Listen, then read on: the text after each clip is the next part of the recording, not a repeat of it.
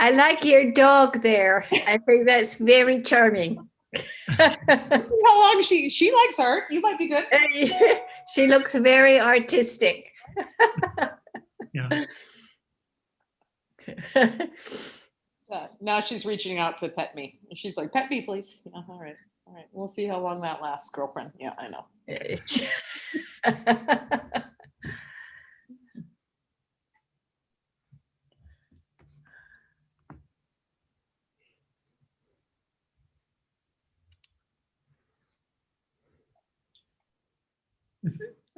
like I have windows into Lakewood now.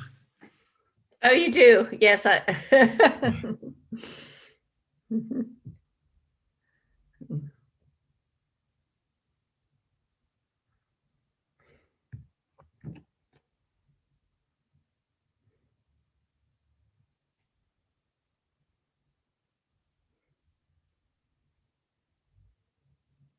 John, you'll be sharing your screen, correct? Yes. Okay. So Jason says he's been going to be a few minutes late. Did you see that, Sally? Oh, I didn't. Thank you. Yeah, he said he was on a transit meeting or something. So we have Sylvie and we have Jason and Patty. So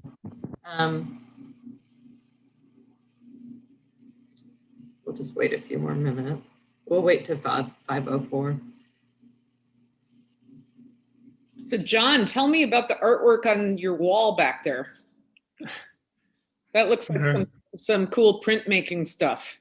Yeah, they're so I have my studios in the backyard here, and I have this tall 2-story space, but these are all pieces, they're made from salvaged traffic signs. So I've cut up the plywood with a reflective film. That'll play into some of the work I'm going to show you in my proposal as well. Interesting. All right. And so actually the one piece here, you can see the ABCs, it's maybe 10 years old. I was hoping it would find a place in a library somewhere, but so far it hasn't. But so are you reprinting on the reflective sign material? No, it's actually, for a while I was calling it table saw art, because I would cut all of these traffic signs into 2-inch squares and then reassemble them in these mosaics so they're mounted to a board.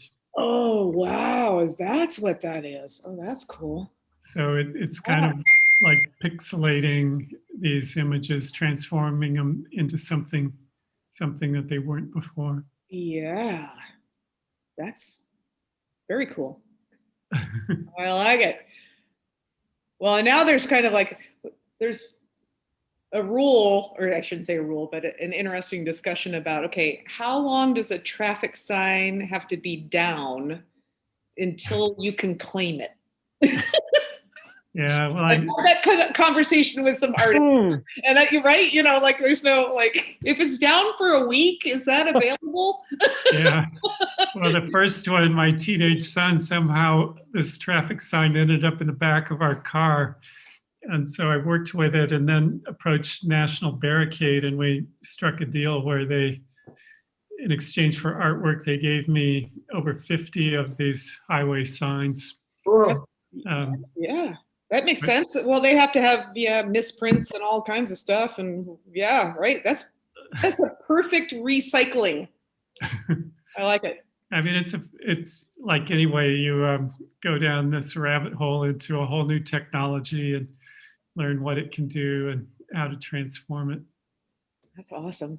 Well, thank you for that. I like your backdrop, so that's exciting. Yeah, the colors are beautiful. Yeah.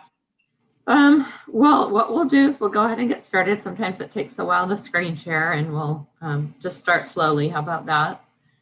And we'll go ahead and get started. Sounds good. Well, thanks for having me. Nice to meet all of you. So I'm going to click right into screen share here.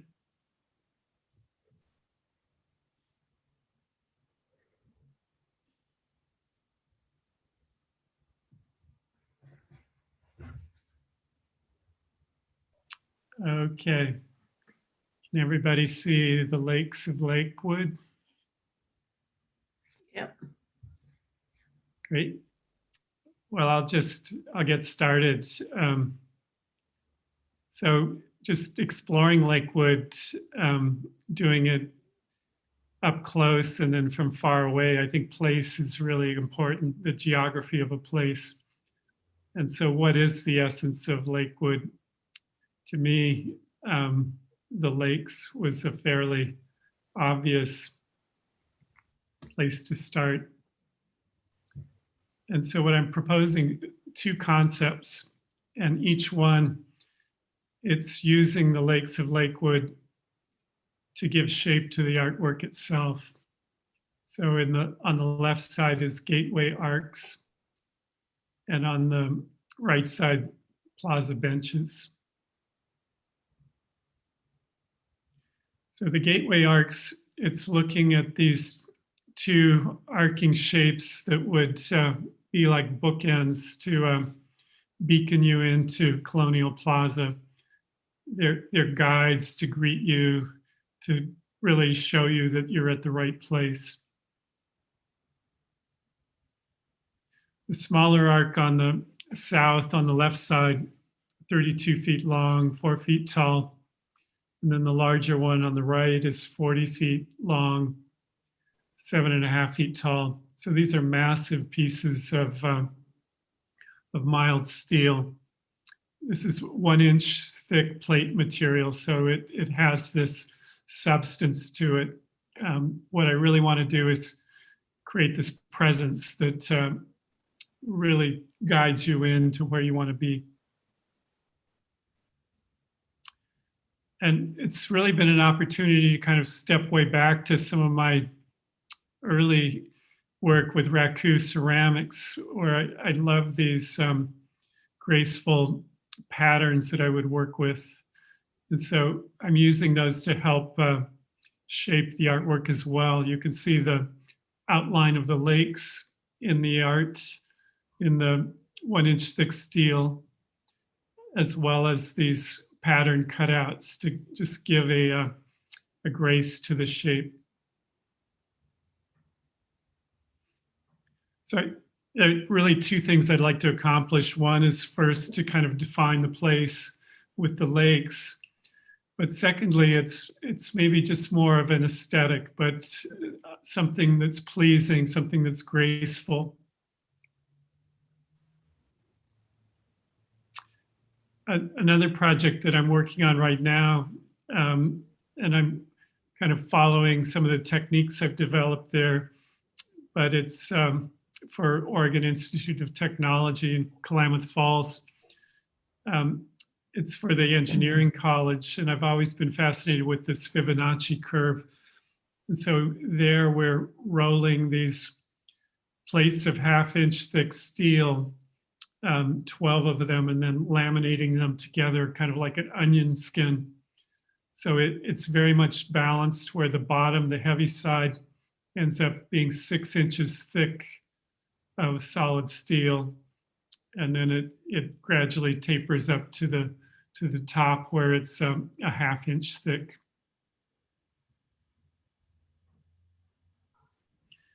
And I've used this technique on some other projects. You can see multiplicity in the upper left, and aspening of Vale, and then Wilder Lines in San Francisco. In these cases, we were rolling these steel blades that were around 12 inches wide, 30 feet tall. But for the Oregon project, we're working with wider plates of steel. And so we're needing bigger tools, and working with a shop in Portland that can roll these massive sheets of steel, 8 feet wide in this case. And then we laminate those together. I mean, they can, believe it or not, they can roll pieces of steel that are 3 inches thick.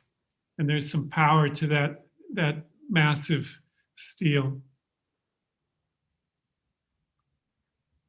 So for the gateway arcs, this mosaic patterns, those would be first laser cut into the steel plates when it's flat, and then rolled into these graceful curves. These arcs would be self-supporting, so they just the curved nature gives this solid base. They could be self-supported on grade without concrete footings. There's a little more to it than that, but my goal here is to kind of eliminate both the sense of it being on a plinth, but also eliminating the cost of having to do expensive foundations. And I'll go back to that first concept, but I also want to just launch into the second one as well, which is the plaza benches.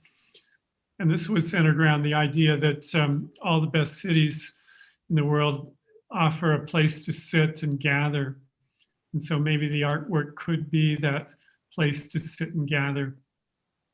On the right were some of the early sketches that I showed to you when presented back in April, I believe it was. And so I've taken those a little further, citing them in the plaza itself as a place to sit and gather. So these would be, again, fabricated from large plates of metal.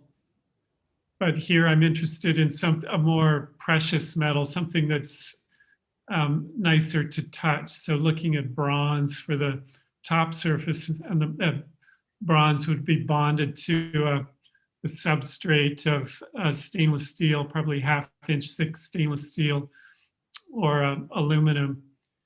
Again, these are materials that require no coating, and so there's low maintenance. They kind of protect themselves, preserve themselves. And with these plaza benches, I'm supporting them by these multiple legs, these triangular shaped legs that fit into the pattern of the lakes that are embedded in the top. And so the notion here is to spread the loads out so that each foot isn't carrying a great weight, so they could be set in place with a forklift and wouldn't harm or damage the pavers in the plaza area there. I mean, it would be important to kind of maintain the orientation of the lakes, so it can kind of read, that pattern can be read as a storyteller in a way. But once they're placed, they could be secured, or a simple bolting in just a few places to keep them from, not that they're going to walk off, but keep them secure. So showing the dimensions of these, again, they're quite large, 25.5 feet long, almost 8 feet wide on the big one. So they're really places where people could gather, could lounge, gives a presence to that plaza so it doesn't feel so wide open and lonely.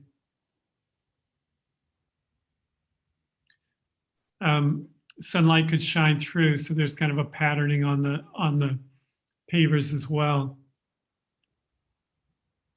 But again, creating a presence within the plaza. Truly a gathering place.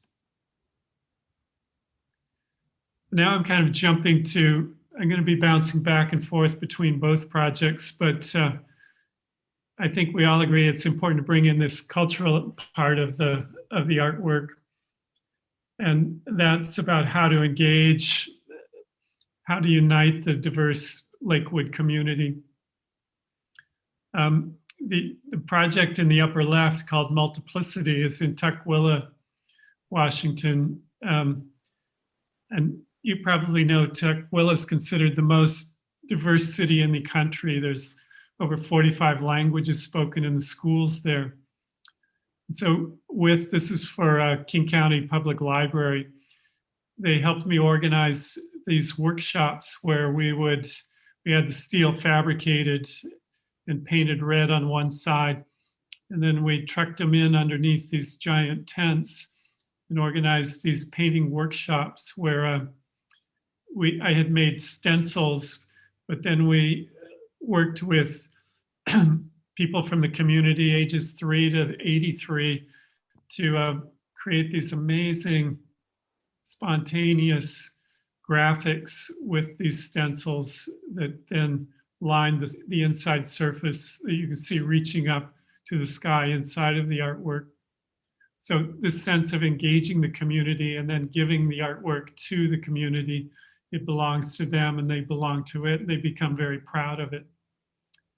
And this played in other projects, Western Tapestry, which is below Pike Place Market in Seattle. Here we had workshops. We got over 200 participants. All these aluminum strips were painted in the shop, these 6 bright colors. And then I was like a carny where we would set these out on tables and people would come up. We had black and white paint that could be added to the surface. And then it's like this mosaic is shifted around. So part of one of your creations would be on one side of this 250-foot long tapestry and another part might be elsewhere. So it becomes just a rich story, a community story, as well as your individual story. And the project on the lower left was really satisfying, Aspening of Vail. This is for an elementary school in Vail, Colorado. And we asked these third graders to write these stories and draw these pictures of their experience of Vail and in nature. And so we guided it a little bit, but we got the most wonderful things out of it that, you know, some very unexpected. Portraits of Iowa, which is for Cedar Rapids. Here we set up an online, this is during COVID, and so our workshops had to go online, but we invited photographers throughout Cedar Rapids to really capture the essence of their city and the surrounds in these photographs that they would take. And then they uploaded those images to our website. We had them printed on these acrylic panels here in Seattle. And then last fall, trucked it all out for the 35-foot high installation that hangs inside the convention center there. So these were all ways to really capture the essence of the community and engage the community in the artwork itself.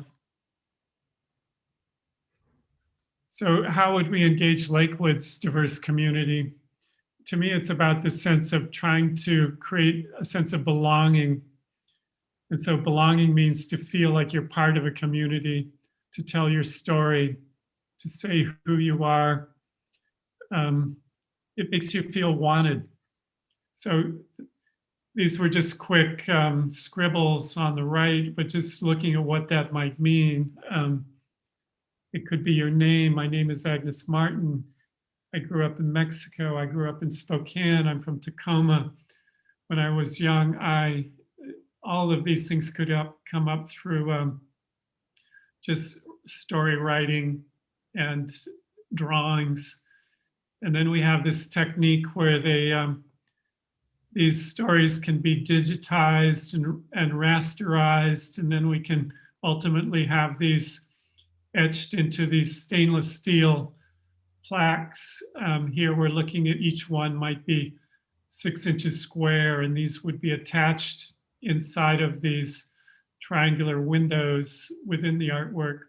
So the artwork has these multifacets to it. It's both a picture of Lakewood, the lakes of Lakewood, and then the stories of the community in Lakewood. And so it doesn't mean you come up with money to donate, or you own because you can participate because you have property here. This would be open to anybody who could participate, just creating their story.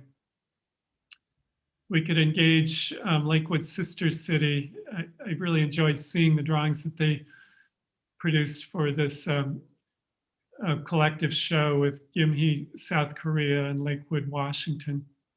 So that would be another avenue to kind of expand this idea of community engagement.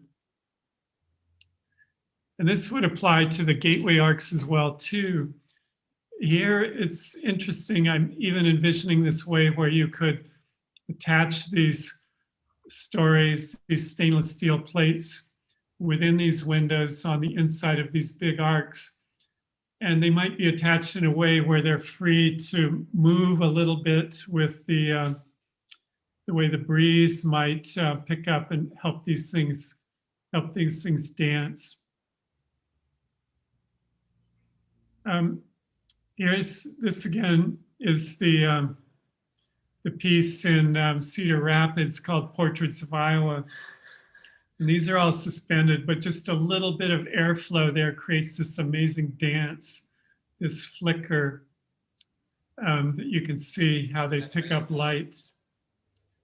And then on the right is a project that I did in coincidentally Lakewood, Colorado, along the light rail there called Gift of Rain.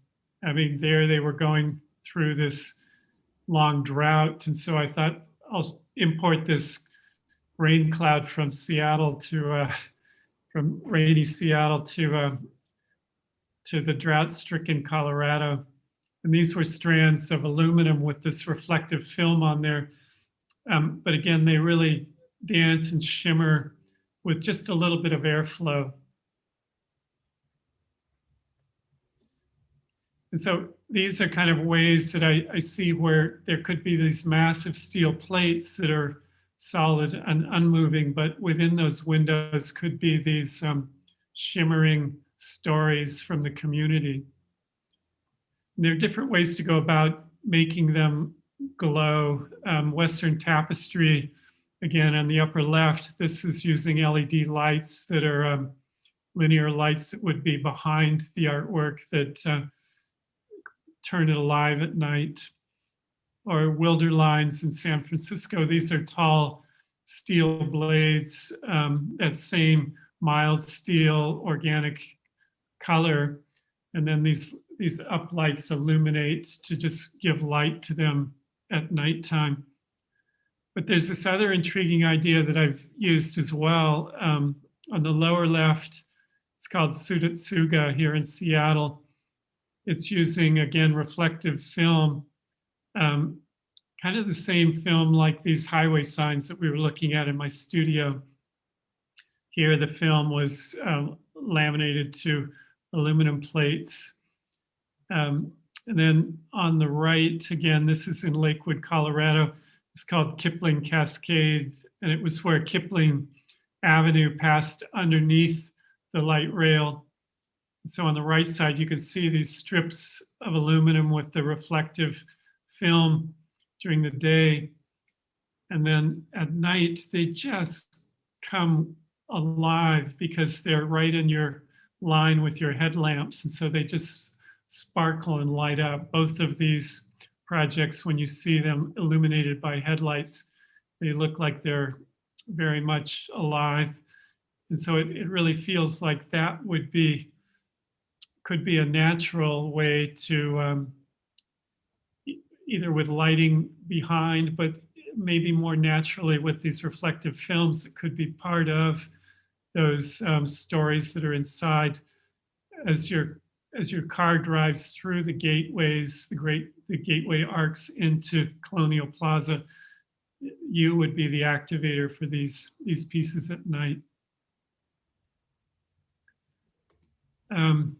We don't need to go into this. These were kind of quick schematic budgets that I was putting together that I think we already shared about the two concepts. And then a possible timeline, very basic, but just hoping I'm selected, then design would start and move through into the fall. Fabrication could begin in the fall and finalize up in the spring. These community story writing workshops could take place anytime starting in the first of the year. And then we would do that rasterization and etching into the stainless steel plates. And so the final fabrication could happen through the winter and spring for an installation sometime next summer. So I'm happy now I can step out of screen share, but I'd love to just, I can leave them on and we can love to just have a conversation and get your questions and feedback and input as well. Thank you so much. Oh, what a great job you did pulling that together. I'm going to open it up to the team for questions. My TV mysteriously turned itself on, so I'm going to quickly turn that off. But please, someone. I can, since I came in late, I apologize. John, do you mind just giving me a 30-second overview on the arcs real quick? Yeah, let's see. Probably the best view here. I'll go back one more. These are these bookends, if you will. So they're these two arcs that frame your entrance into Colonial Plaza. Smaller arc on the left, the larger one on the right, and these have these laser cut openings in these graceful curves. The steel is mild steel, so it gains this warm, rich patina, self-preserving. This is 1 inch thick plate steel rolled into these big curves. Right. Got it. Okay. And then you got stainless steel behind them with the etched work on them potentially. Yeah, and that's kind of coming out of these story writing workshops that we would have with people from the community. What's the concept for lighting? Well, that was, they could either be lit, where there could be lights along the base. But I'm kind of more intrigued with this idea that's shown on the lower left in these two projects, where rather than using lights, we could use some of the surfaces on the inside that would pick up your headlights as you drive into the plaza. And again, the one that's called Kipling Cascade on the lower right, it's hard to describe how illuminated it looks when you pass underneath the bridge there that they frame. And that would be the similar effect when you're passing into Lakewood at night.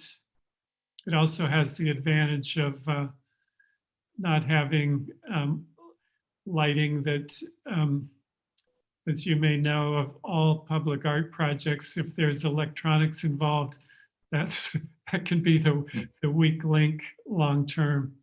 It's not that you can't solve those problems, but there's a beauty to having a more simpler solution that's a possibility here. Great. I like the Western tapestry of the upper right there, upper left rather. Maybe there would be some opportunity for lighting like that on the base of those as a potential. I mean, it could be for the arcs. You could have these linear, for Western tapestry, they're driven by a programmable computer. So we have them going through light color changes. You can organize them for special shows if you'd like as well. Thank you. Yeah. John, could you tell me the color? Is the color what we see, what we get type thing? So for the big arcs, it's the stainless steel, correct? And it's very close to this. I mean, what we've used, like I've done a number of projects with a fabricator in Sisters, Oregon, and he has this technique where we set up the sprinkler system with diluted muriatic acid. And so it gives this patina that's very close to this surface here. And we may explore it. Again, this isn't the best example because with the top surface here where you're actually sitting on it would be the bronze finish. So it's not an issue there. With the gates here, this is very close to the finish. It's modeled, it just has a rich warmth to it. And so it kind of heals itself. I don't know if you're familiar with the project at Seattle Center, the grass blades. So that's kind of the same finish. And it just gets better and better with time.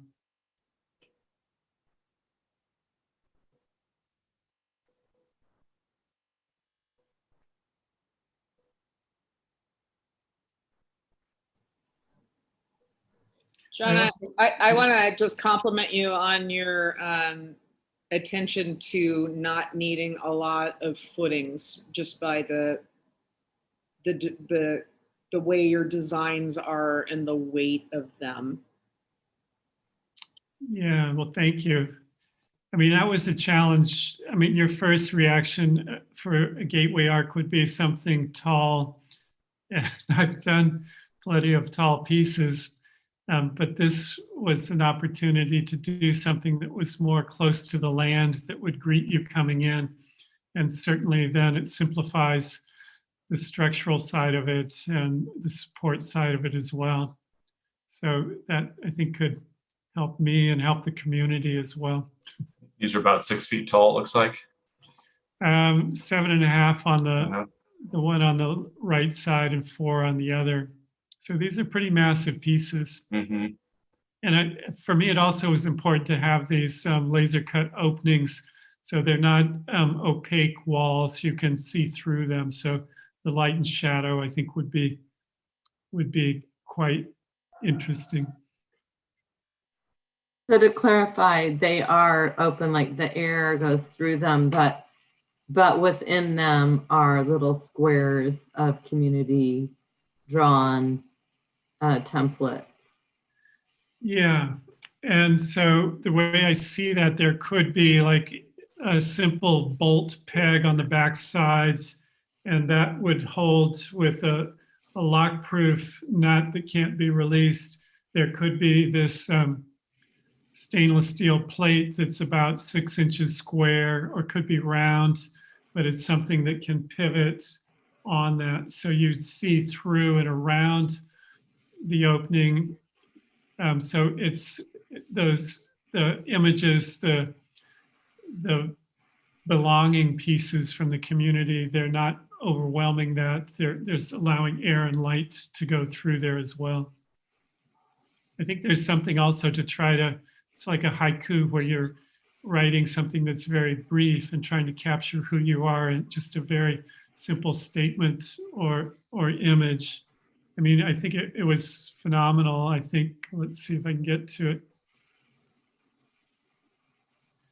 The stories that these third graders told for the Aspening of Vale, incredibly rich. And here I actually took their pencil drawings and pencil lettering, and then back in Seattle, I would go through this elaborate rasterizing process where that could be transferred and then printed onto these you know, it was kind of like a stencil that I could put over the paint and then paint through. But we could also, what I'm proposing for Lakewood would be etching those those letters right into the stainless surface. That's Don, kind of a neat idea. I have a question on this before we kind of move along. These projects that you've done where you engage the community in this capacity, how long did that part of the project take you? I mean, did it take like 1 month or 2 months to accumulate all these different letters and drawings from either the entire community or either the school that you had approached?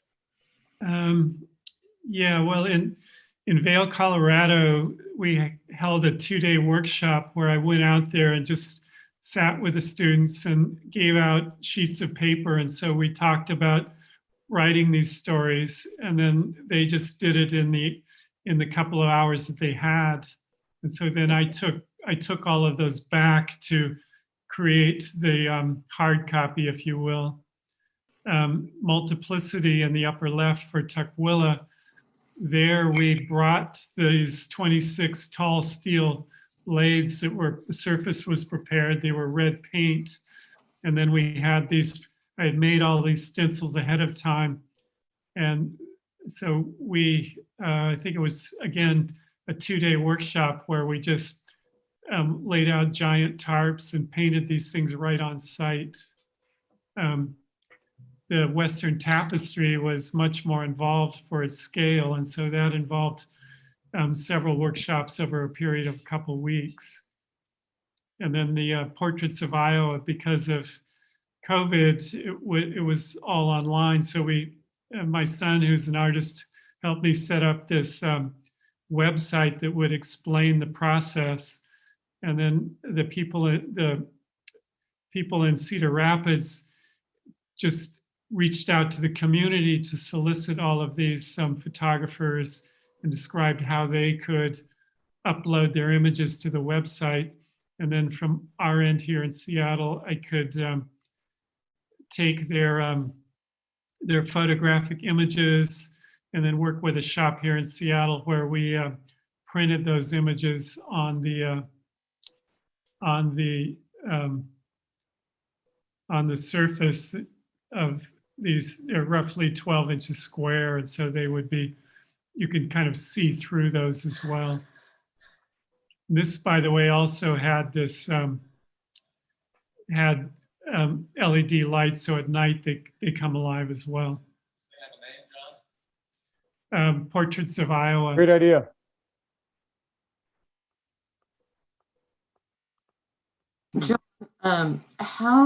Roughly how many do you think you'll need, given like for the two entranceway ones? Are you looking at like 400 pieces, or is that something? It's a good question, and it can be very spontaneous, where it could be as few as 10, it could be as many as 200. Portraits of Iowa, it was 340, and we ended up getting, I think there were about 80 photographers who participated. And so there was a little bit of duplicating. I mean, 80 photographers would submit up to 4 images. And so we kind of worked through that. We haven't done it yet, but we also wanted to kind of choreograph a gallery show with the artwork that would be separate from the Portraits of Iowa installation that's a permanent hanging piece in the convention center. I mean, that was one of the sad things was when I went out for the installation, it was myself with a crew working there for 5 days and nobody around. So now I think it's finally opening up where people can really get to experience the artwork.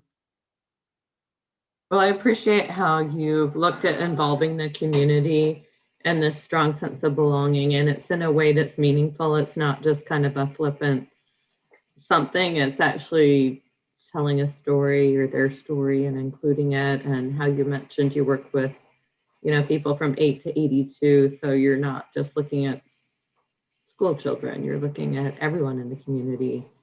And that's what this is supposed to be about, as well as honing in on what you feel is the essence of Lakewood with the lakes.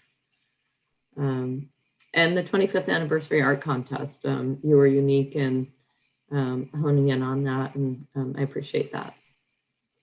I mean, with these projects too, it was interesting to see how the participants would really take pride and feel like they gained something from the process. I mean, it's been real satisfying with these public art projects where people would come up and say, thank you that you gave us this art piece instead of something that was just plopped in the park.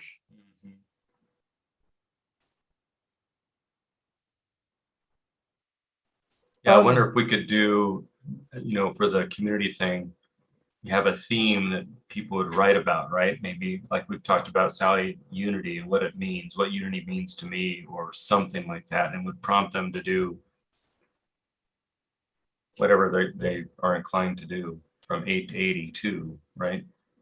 I mean, that's a good observation. I think the way all of these projects, there's a rigor to the structure that kind of controls the outcome to a certain extent.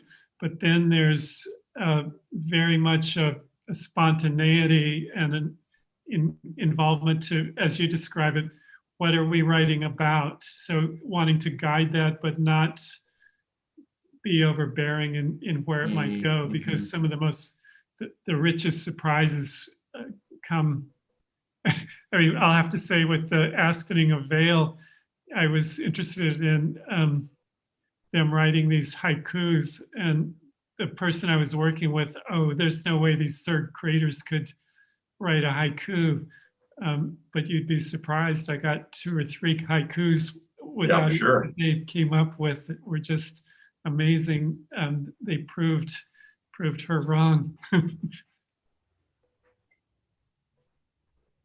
It's nice to have had all this experience, so you know what works, you know the process, and it's very familiar ground for you, that community engagement piece. I mean, the good part of it is I've been learning as I go too, and so I'm not just repeating. I'm kind of trying something new in each one of these projects, new materials, new approaches. So that's what I enjoy about it.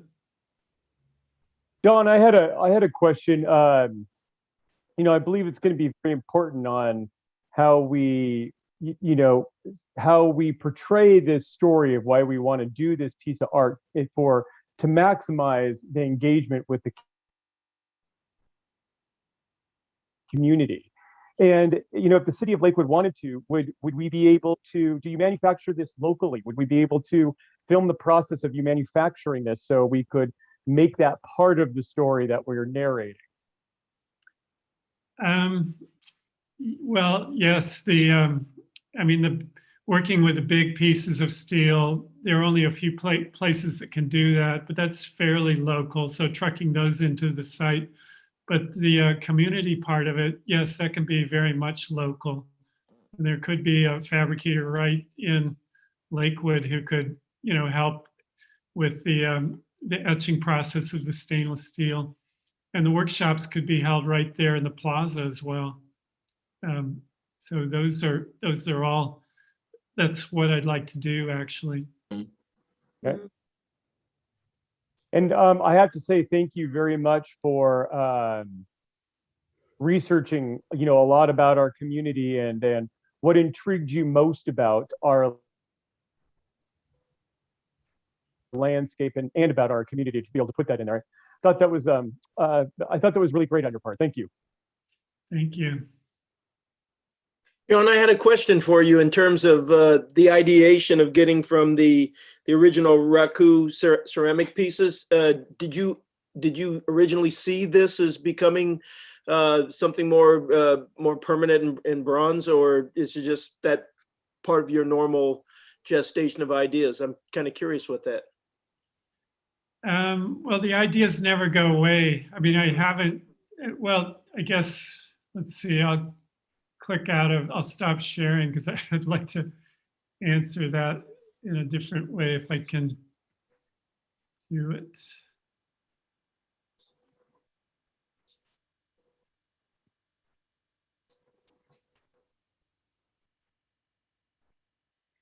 Yeah, so in the background, there's a big ceramic piece on the wall in my studio. So that's maybe the last ceramics that I've done, and that's 2007. So it's been a little while, but I love the way these forms and these techniques start reoccurring. And so it's always, I used to poo-poo the idea of plop art, but it's interesting to have something that it's beautiful for its aesthetic qualities as well. And so I'm trying to do both. I want it to be useful in the community about the place, but also just something that is inherently graceful and gorgeous if it can be. And I think you've done that well. My second question had to do, well, it's not exactly a question. I think it's really important that you've thought about the structure itself, and so the absence of using plinths and how they're formed they basically stand on their own weight. I think that's also pretty impressive. Was that early on in the decision making, or that just kind of came about? Yeah, it was early on. I mean, it's also a very practical thing. The cost. Just one of the questions that we talked about on the walking tour was, is the artist responsible for the foundations? Yes, they are. And that comes up every time, and that can be substantial cost, especially for the tall pieces that have these wind loads. And so the other aspect, Daryl, it's talking about. I'm hoping that when you look at these large pieces, you're not dialing in on, oh, is that the right size bolt to hold it down, or is that a nice concrete edge on the plinth?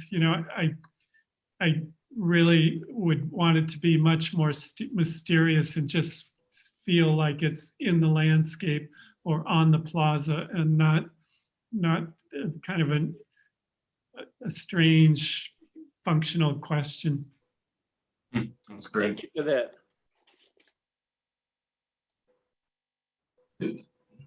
I'm gonna pop in unless Susan has another question. No, I just wanted to echo the compliment. I think you've really thought this proposal through beautifully. Your attention to detail is exquisite, and I really love what you've done with the piece really blending in with the landscape and talking about the water, the lakes of Lakewood.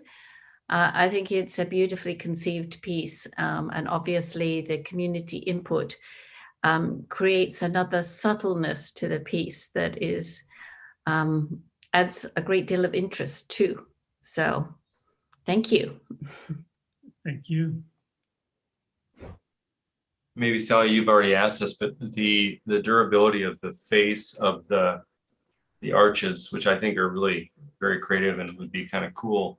Is there a concern about graffiti removal if some knucklehead goes out there and sprays on that steel? Is that harder to maintain than the bronze might be? Well, I mean, I do have some pieces that are made with that material in Redmond. Pieces. It's going on 8 years now. We've had a very small incidences of graffiti, but we've been able to scrape those off very easily. The grass blades at Seattle Center, they're over 20 years old now, and there's been very minor graffiti, but we've been able to remove that. I haven't had to resort to putting a coating over like a graffiti resistant coating. It does tend to, it changes the patina, I'm sure. Yeah. It hasn't been an issue too much. I do feel like I want to do a little more experimenting if there is a coating that wouldn't gloss over or wouldn't wreck that nice warm patina quality. I will say my experience with mild steel, just to back up what John is saying, is mild steel wants to make its own protective layer, which is the rust you're seeing. That only goes to a certain point and it holds at that. So if you have to burnish something off for a little bit, it rusts to the same level and then it stops. So it's its own beautiful kind of cures. Yeah. It's its own protective layer. Yeah. That's great. Yeah.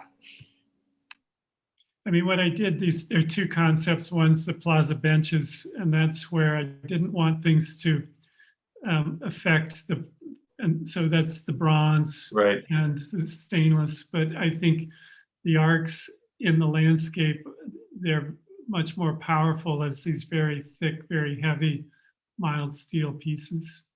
Those are the 1 inch thick sort of panels. Yeah. Boy, that would be heavy, wouldn't it? Yeah. And but I also, a lot of my work, I enjoy contrast. So even the warm rust color contrasting with the shiny silver Mhm. is, I think, a good way to go. No one's going to take that off in their pickup truck. No.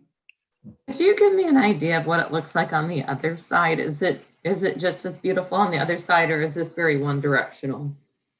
No, I think I really do want you to walk around it and experience it from both sides. I mean, I haven't completely figured it out, but the etching process into those stainless steel pieces, we could possibly etch all the way through. So the letters or the photographs would be like lines cut through these plates. And so That'd that be cool. might be a nice kind of a dancing experience from the inside. Yeah. I mean, and so I think they're successful in that regard too, because they would work from the street as you drive by in the car, but they're also something that you'll walk up and want to touch with your hands. So they're bolted on the backside, John? Is that how it works? The steel. That's what I'm seeing. There could be a peg on the kind of a peg mounted to the sides, and so these things might be pivoting on that peg. Got it. You know, to tell you the truth, I'm not quite satisfied with the way I've rendered it so far, and that's what I enjoy about these pieces. Also, there's a little bit of evolution that takes place once we really jump into the details. Mm-hmm, mm-hmm. That's great. We set aside a couple months to, you know, hone that design for the person that's chosen, but you do see color and light. It's hard, you can't see that in the rendering, but given all those examples you gave, there was lots of color and light and movement, and you envision that in these pieces. Is that correct? Yeah, I do. I mean, even the idea with the reflected films, there could be a way where it's there's the stainless steel plaque with the story, and then there could be the reflective film is also mounted to that, just giving it a little border, and that's what would catch the headlights and would really turn it on when you move past it. So that's, again, look forward to exploring how that might work. You know, Jason, he gave a bird's eye view of the lakes and his beginning slide. And, you know, the lakes are one thing about Lakewood that aren't going to change. Many things do change, landscapes change and change to parks, but the lakes are the lakes are the lakes. Yeah. Unless Lake Stilichum becomes a golf course with the filling into the land. And there was kind of a grace to the way the lakes do this arc sweep that seemed like it helped shape the arcs as well. It's kind of fun. Any concerns about edges at all for people, you know, coming up or climbing on them? They're probably polished a little bit, so don't have to worry about it. I don't think so. I mean, if you go down to Seattle Center and see my grass blades, well, that's true. There are edges on hasn't those. been an issue Yeah. there. Yeah. Yeah. Good. I mean, I remember going to, I lived for a time in India and going to the Taj Mahal, and there was something magical about these marble steps that had been worn from thousands of people stepping on them for, you know, for over hundreds of years. So maybe we could be graced by that, by having this thing live that long. It'd be great. From your experience, how do you envision people interacting with this? What do you see them doing? Well, I hope that it entices you to want to come in and jump out of your car and go over and see what it is. And then I also see it as people who have participated, bringing their families and saying, let me show you where my story is. Let me show you what I did here. So there's kind of engaging at different levels of that. I could see people just picnicking in the park as well, and just checking it out casually on their own. I like that. Wow. Any other questions or comments? No, I think he hit all the bases with me. So My only comment and question, John, would be to think about if the council wanted to have some sort of uplighting scheme there, to think about that, how you do that. It doesn't have to be dramatic or huge. It just has to have some sort of soft glow, Yeah. potentially. Well, I mean, I also want to say that this is like the initial idea. And so I think there's, conversations to be had. I mean, we've covered a lot of ground, but there are refinements, and they're just as you're suggesting, how would we technically pull off the lighting? We can do that. And that's kind of a discussion to have. If that became, we indeed need it to be illuminated. Great. Sounds good. Thank you so much. Yeah, I'm excited. Thank you. Very good. We are all going to stay on the call to have a dialogue. Again, thank you. We'll let you sign off. Really appreciate your great work. Thank you, John. Thanks, John. Thank you. You've been a great audience. Great questions too. So let's see, I'm going to leave right here. Yeah. Thank you. Take care. Thank you. Oh, Patty, I see you're here. I've been here. I've been Oh, listening. you have? I have been. Oh, great. Well, that was. I really liked him. I think it's interesting and how actually, and we can't do this, but we could put all of these artists in all the locations they picked. You know what? All fits. It's all a matter of money. We could do, over the course of time. We got the grove trees lit with the race car underneath it, and we've got the archways coming in, and the tree over there, and then the little theater set going. I know, it's hard. Jason, go get more money. Jason, go get more money. Yeah, I already stuck my neck out to get the extra 50.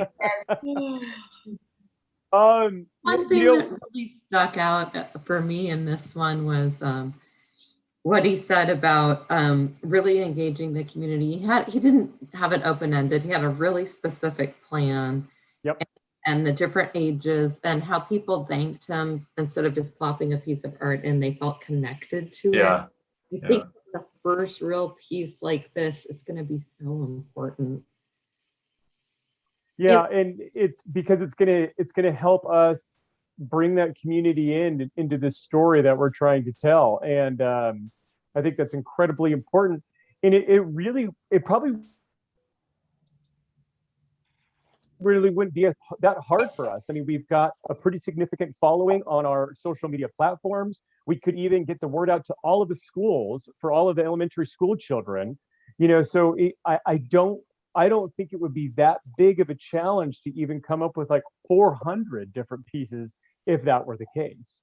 If that was the goal of how many pieces we would need, I don't think it would be that hard to do. Or you can make it a contest like they do with the stormwater calendar, Sally, in the schools, and there's some sort of culling process to get the final 150 or whatever you need. Yeah, I don't think it would be a problem. And again, we kind of defer to the artists because they've done this, they know it works. And exactly. So I thought that was important. It made me feel a little bit like, well, Peter didn't have a engagement piece, and although I loved his work, and the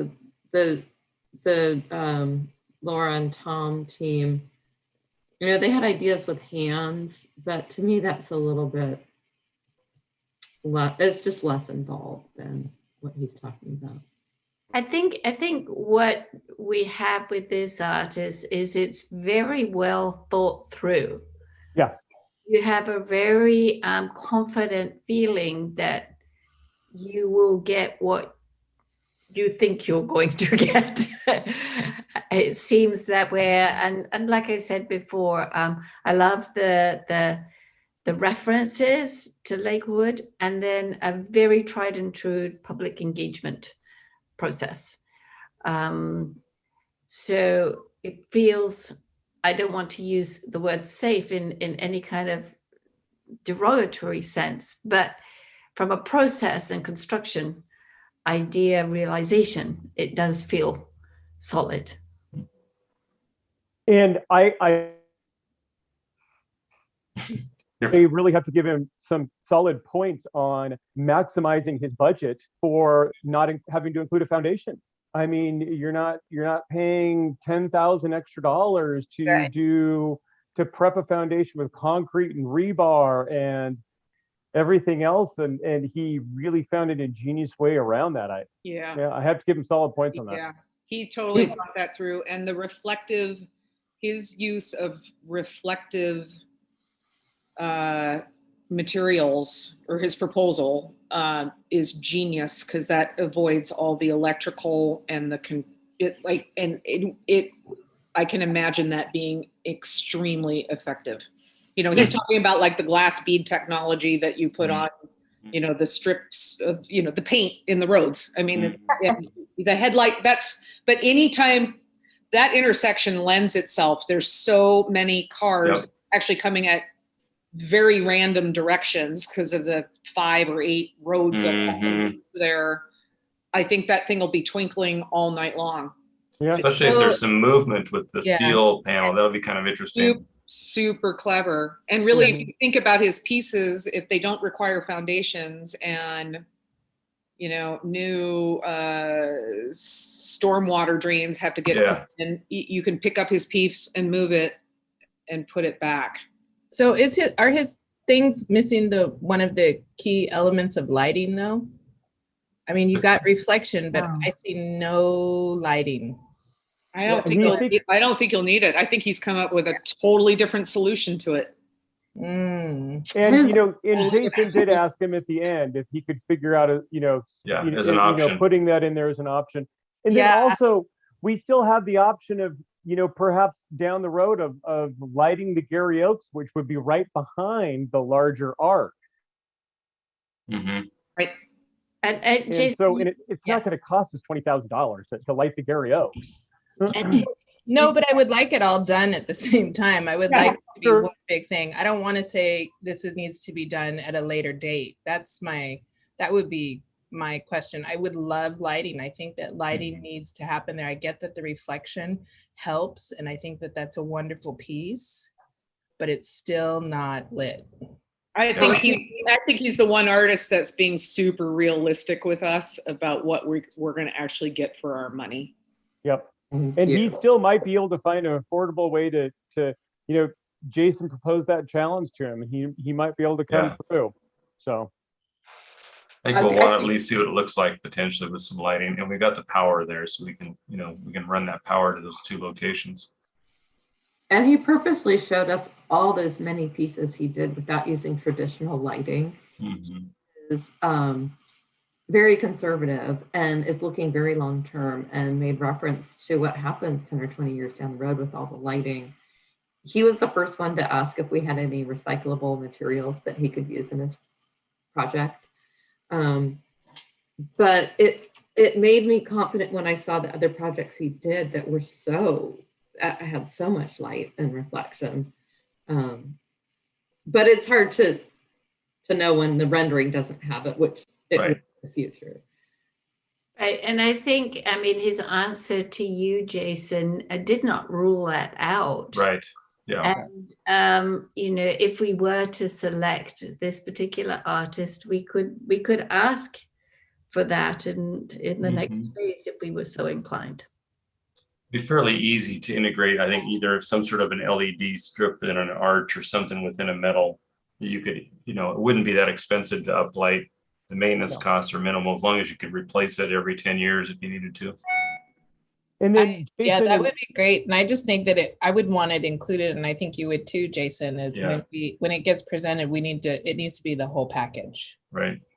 And remember, it came in at 140, correct? And the budget's 150. So that's 10,000 if he can do it, which I feel like he is really true to his budget, whereas maybe that's not the case for everyone.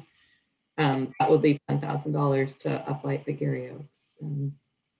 Does everyone feel comfortable with his timeline of completion? I think he stated around late August. Yeah. Of this year? 2022. Oh.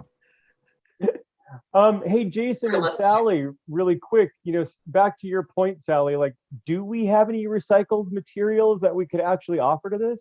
No, No, we looked into that no. Okay, I didn't think so. because they had taken down some light poles, but no. You know what I think would be helpful for next steps for all of us? I think in our meeting next Tuesday, I think we should meet on site if we Oh, can for sure. and walk it together. Oh, on site. You know, bring the drawings out there, maybe print those out for Sally, and then we can just kind of walk together and just visualize a little bit together. You know what that Yeah, I would think look like. that'd be really cool. Yeah. Great idea. Let's do it. Mm-hmm. I like that. And Because I think we'll see that something like Peter's work I thought was fantastic. They were all fantastic. But then you look at the utility of the small set way over there versus something huge at the entrance that would have some visual appeal and a lot more integration of the community. It's like, Yeah. We need this to be some kind of a gateway piece, in my opinion. And I think so too. and it's whether it's height or Yeah, that's I agree. that's what I'm struggling with. But I think this first one out of the chute has to be a gateway. And the community engagement's going to be huge, to engage to engage everyone on this one. I like that. And I think we really need to remember that we asked the artists, we said, we want you to tell us what the essence of Lakewood is. We don't want to be deliberating over that. And I feel like he nailed that. Yeah.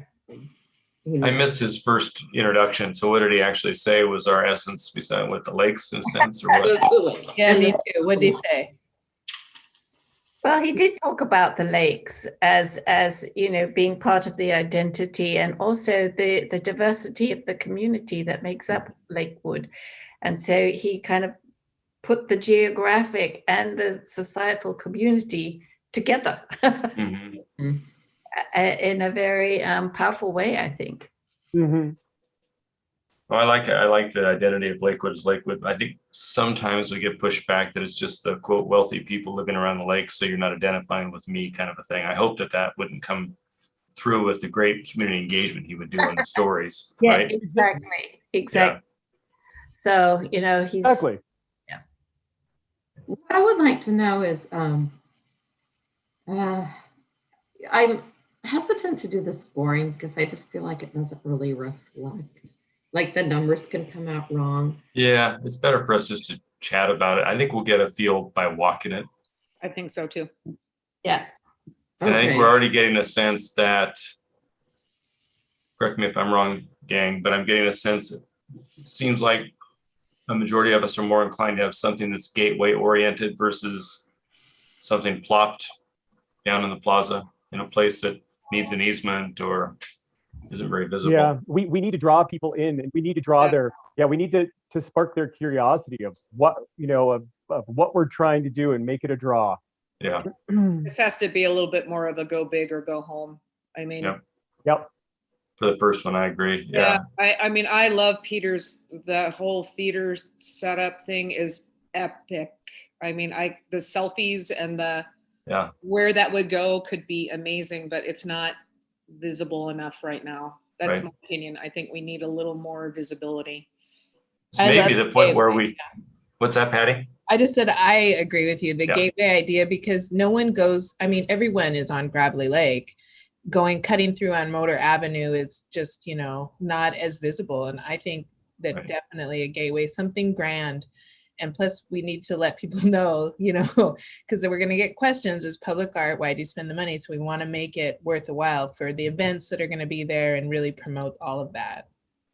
But as opposed to other gateways, he was the first one that said it would actually, I asked how would people, interact with it. But he said people would come, they'd park, they'd get out of the car to look at everything there.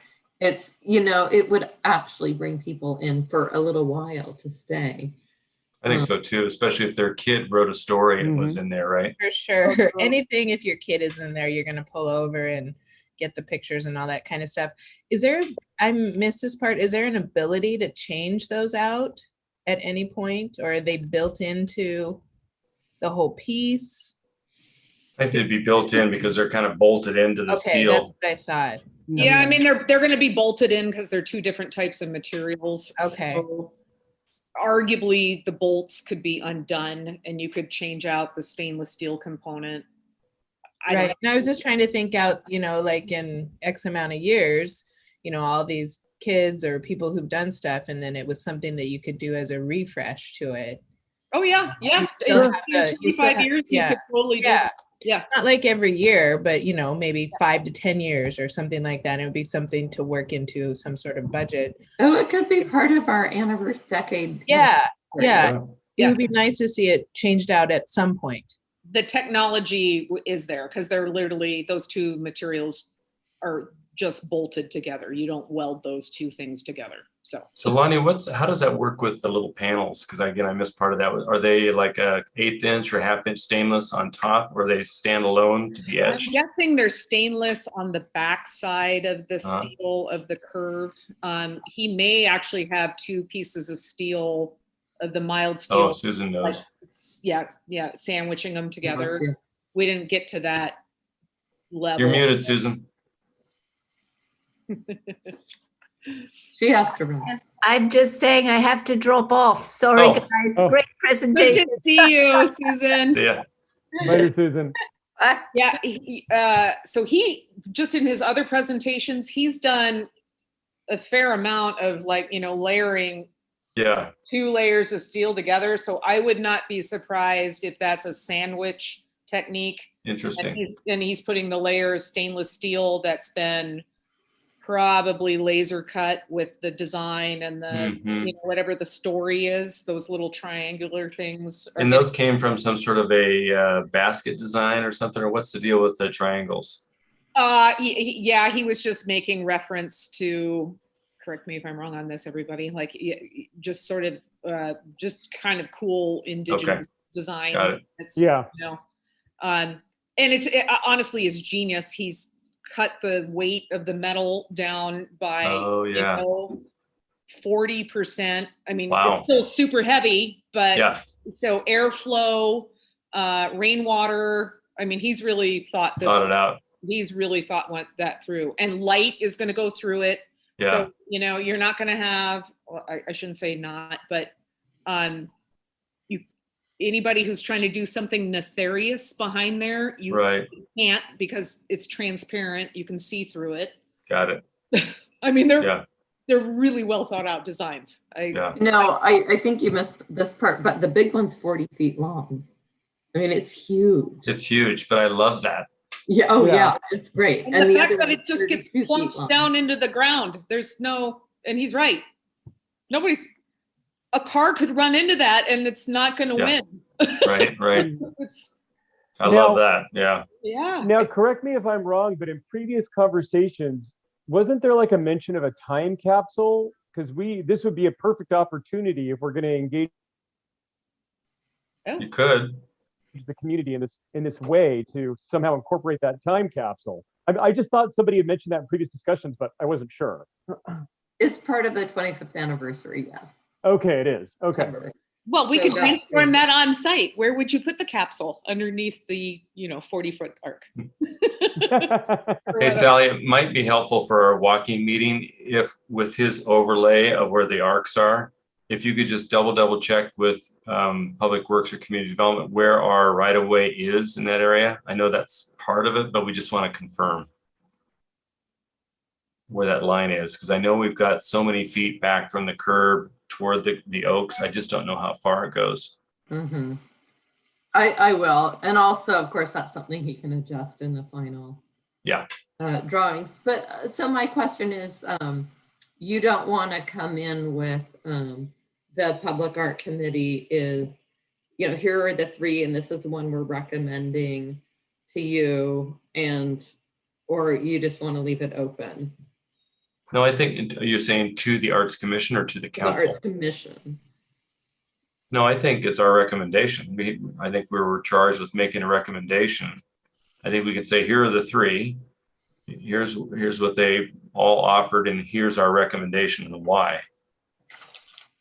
And then I think it's one recommendation to the council. And this is what the Arts Commission has solidly decided on.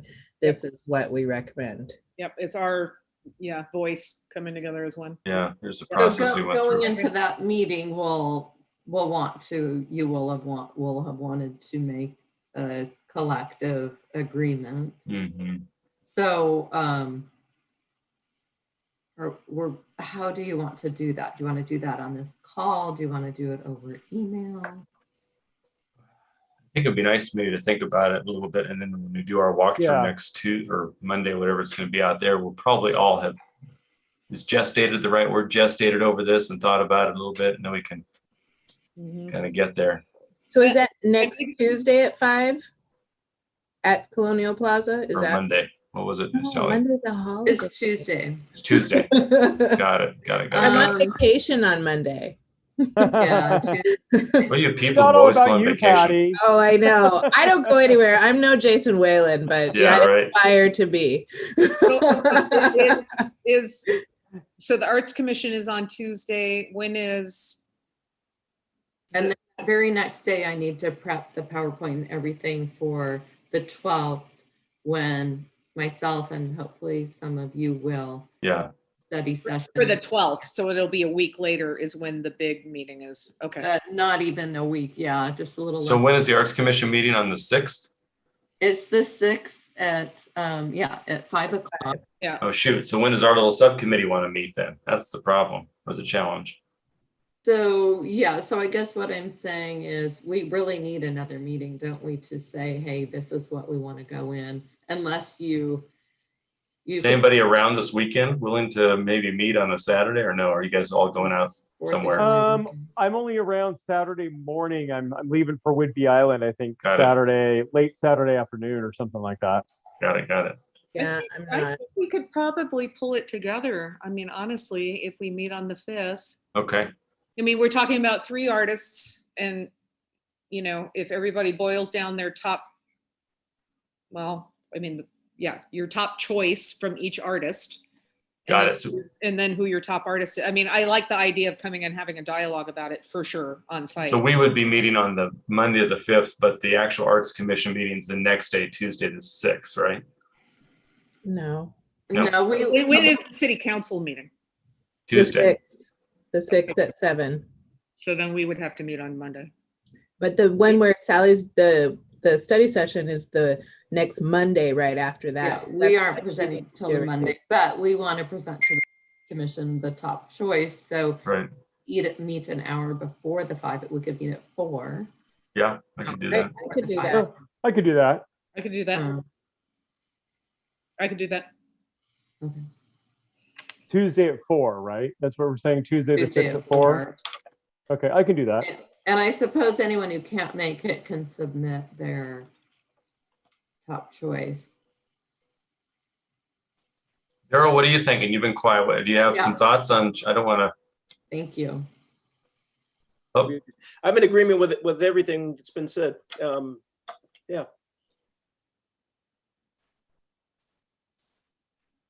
Sounds like we're kind of close between this one and maybe the first folks, depending on what we think about it. But this one sounds like it's kind of more of a consensus.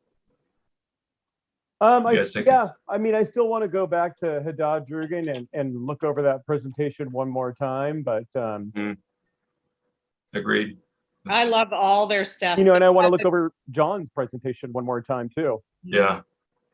I mean, I have to admit, I love their lighting concept, the Haddad Drugan people. If I could get some lighting into this curved sort of entrance thing, I'd probably be in love. I think the reflective stuff is going to be epic. You're going to be good? Yeah, I really do. And he's simplified it. I think I'm part of the go big or go home camp. Like I was like, let's get tall, let's get the light, and I'm still drawn to that. But I think the cost of the foundations and the electrical and the programming, and that's the ticky tacky that's gonna change things. And this is where I mean I came in tonight still all on Haddad and Drugan, but John has impressed me with his he's being very pragmatic and very practical, and Mhm. I Would agree with that. What about it's you, Patty? not what I was thinking, but I'm kind of, yeah. I love all of them. Let's just get more money. Can we get more money? Well, this may be an opportunity through this public engagement process to, have people solicit donations. If maybe people pay $100 for a tile for their kid or family, but we don't want to go that route because then we'll have the haves and the have-nots type of deal. But there could be a way to raise some money for the next Yeah. piece. Yeah. It's worthy of thinking of that. Yeah. Yeah. Mhm. Yeah. Patty, what do you think? I really like him, and I'm with Jason. I really think we need to give him an opportunity for the lighting. I Yeah. really do. I know too. that the reflective stuff is great and it will happen, but there's not always going to be cars going by, a bunch of them, and the lights won't be hitting the reflective stuff. So it would be something that is consistently, lit. So people, really, they can see it all the time. And again, we're going for the thing where someone looks at it and goes, oh yeah, that's Lakewood. So we do want it to be a little flashy, a little lit. And remember, he has 2 months to mold it to. Correct. Right. Yeah, no, I think there's a total opportunity for him to come back and I don't think that the lighting part would be that horrible for him to address. It could be as simple maybe as having some sort of light just for the lake portion. So it Yeah. glows, Oh yeah, that's really cool. Yeah, that's a good idea. Something like that. It And does. it, It and needs Sally a little big. said that his budget came in at 140, and I mean and so we have roughly 10,000 extra to do Right. something lighting, right? Mhm. Right. Yeah. He's left himself some wiggle room. Or, for this. he can make it a little shorter or a little, Yeah. do what he needs to do. They're so good at what they do. And I always hate to give them a suggestion. I would just like to say, hey, we need this illuminated somehow. It needs to be not flashy, but it needs some grandness to it, and then to see what he would come back with. What struck me is his title is Gateway Arcs. So there you have it right there. There's a play on word there with arcs of light. So whether he thought of it originally or not, it's there. What did he call it? Gateway Arc or Arcs. Arcs? Yeah. ARCS. Yeah. So I mean, it's subliminally already there. Mhm.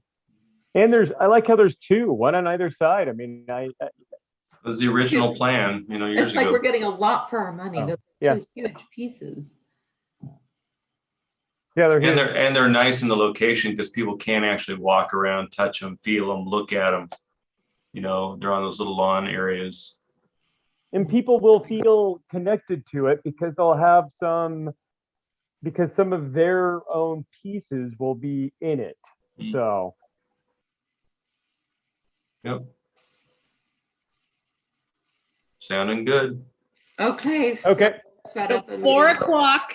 We're meeting at. No, 3. Wait, 4. Sorry. I'm so confused. Will you send something, Sally? Yeah. Yeah, Yes, exactly. Thank you, Patty. And an email of some sort would be great.